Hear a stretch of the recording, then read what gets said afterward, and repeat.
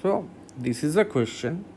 Small m is mass of the bar, capital M is mass of the wedge, alpha is the wedge angle or known, all surfaces are smooth and pulleys are frictionless. Find acceleration of the wedge. So we can assume the acceleration of the wedge to be A. Obviously it will accelerate towards the right. So you can write that let A be acceleration of the wedge.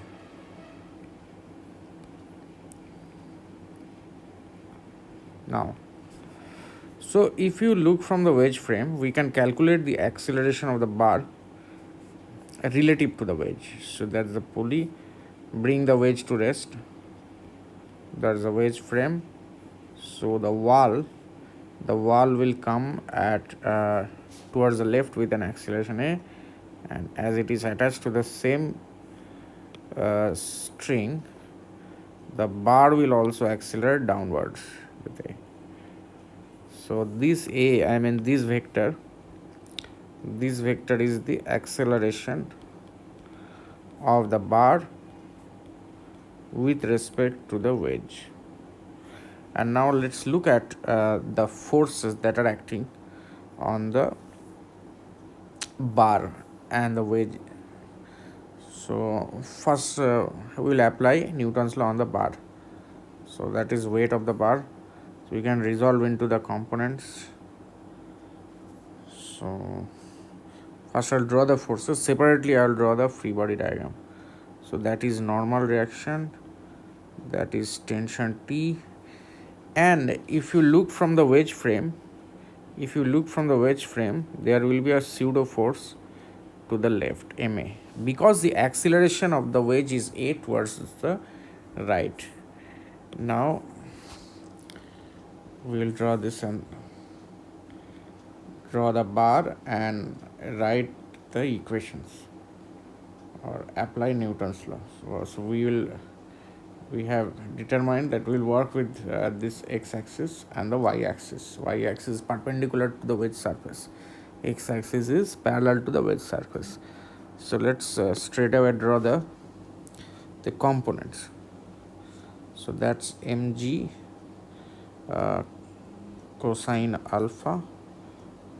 This component here will be mg sine of alpha, and there upward you have normal reaction. Now the components of the pseudo force that will come, so that's ma cosine alpha here, and the vertical and the upward component perpendicular to the inclined surface is ma sine alpha. So due to all this, there is the acceleration A. So acceleration along the x-axis way A and the y-axis is 0. Remember, we are looking from the wedge frame, so we can write okay, I missed out tension, right? Tension T also here. So ma cos alpha plus mg sin alpha minus T is equal to ma. Let's write this equation 1. This is for the x-axis, and for the y-axis, n normal reaction plus ma sin alpha is equal to mg cosine alpha. Name this equation 2. Here we will apply Newton's law for the wedge. So let's resolve into component, and we will apply Newton's law in the horizontal direction, the axis shown. Vertically the wedge is at rest, so let's resolve the forces. So that's equal to n sine of alpha, and downward n cos alpha. We are not concerned with that. And again T, this component is T cosine alpha, downward is T sine alpha. We don't need that. So Newton's law for the wedge in the horizontal direction, T minus T cosine alpha plus n sine alpha is equal to m capital M times A. So let's name this equation 3. And now from equations 1, 2 and 3 you have to find out A. From equations 1, 2 and 3 you have to eliminate which one, 3 equations, right?